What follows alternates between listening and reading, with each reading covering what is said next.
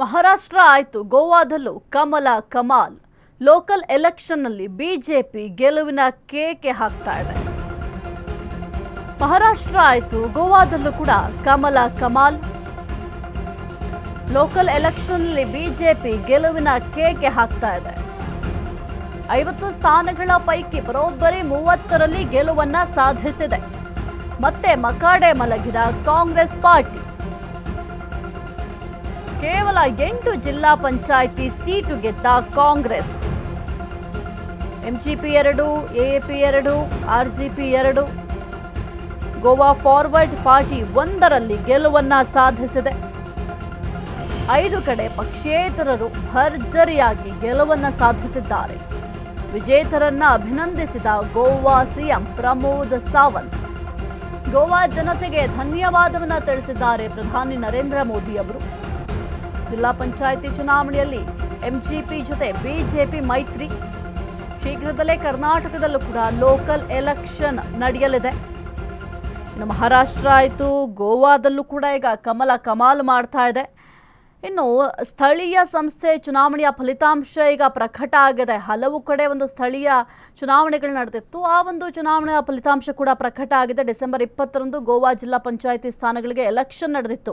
ಈಗ ಮಹಾರಾಷ್ಟ್ರ ಆಯಿತು, ಅರುಣಾಚಲ ಪ್ರದೇಶ ಆಯಿತು, ಈಗ ಗೋವಾದಲ್ಲೂ ಕೂಡ ಕ್ಲೀನ್ ಸ್ವೀಪ್ ಗೆಲುವನ್ನು ಸಾಧಿಸಿದೆ ಬಿಜೆಪಿ.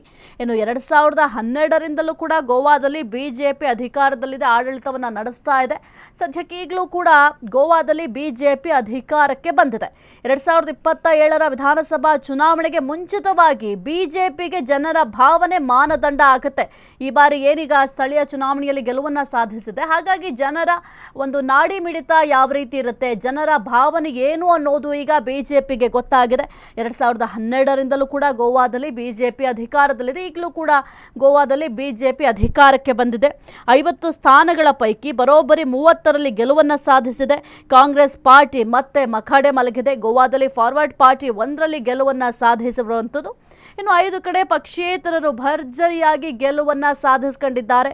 ವಿಜೇತರನ್ನ ಗೋವಾ ಸಿಎಂ ಆಗಿರುವಂತಹ ಪ್ರಮೋದ್ ಸಾವಂತ್ ಅವರು ಕೂಡ ಅಭಿನಂದಿಸಿದ್ದಾರೆ. ಗೋವಾ ಜನತೆಗೆ ಪ್ರಧಾನಿ ನರೇಂದ್ರ ಮೋದಿ ಅವರು ಕೂಡ ಧನ್ಯವಾದವನ್ನು ತಿಳಿಸಿದ್ದಾರೆ. ಯಾಕೆಂತಂದರೆ ಈಗ ಬಿಜೆಪಿ ಅಧಿಕಾರಕ್ಕೆ ಬಂದಿರೋದ್ರಿಂದ ಪ್ರಧಾನಿ ನರೇಂದ್ರ ಮೋದಿ ಅವರು ಕೂಡ ಸದ್ಯಕ್ಕೆ ಅಭಿನಂದನೆಯನ್ನು ತಿಳಿಸಿದ್ದಾರೆ. ಜೊತೆಗೆ ಜನರಿಗೂ ಕೂಡ ಧನ್ಯವಾದವನ್ನು ತಿಳಿಸಿದ್ದಾರೆ. ಜಿಲ್ಲಾ ಪಂಚಾಯಿತಿ ಚುನಾವಣೆಯಲ್ಲಿ ಎಂಜಿಪಿ ಜೊತೆ ಬಿಜೆಪಿ ಅವರು ಮೈತ್ರಿಯನ್ನ ಮಾಡ್ಕೊಂಡಿದ್ರು. ಶೀಘ್ರದಲ್ಲೇ ಕರ್ನಾಟಕದಲ್ಲೂ ಕೂಡ ಲೋಕಲ್ ಎಲೆಕ್ಷನ್ ನಡೆಯುತ್ತೆ.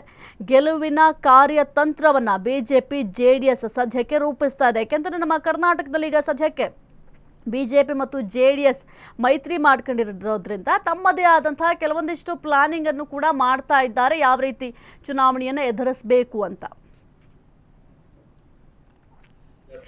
अपोजिशन जेन्ना जी काँग्रेस जेन्ना तेच म्हणटाले तेका कोणी हाडच्याच्या सगळे तर हात वयर करून गोवळान नरकासुराचेर उबे रावले, तेका कोणी हाडयले, तेका जायते कोणी शकताले. तुम्ही तशें पळोवंक वता जाल्यार आमी पाळये सारकेल्या सिटाचेर आनी सत्तरी आनी बिचोले ह्या दोनूय तालुक्यांनी आमी डायरेक्ट 1-1 आशिल्ले. थंयसर येद्या व्हडल्या मार्जिनान आमी जिखला.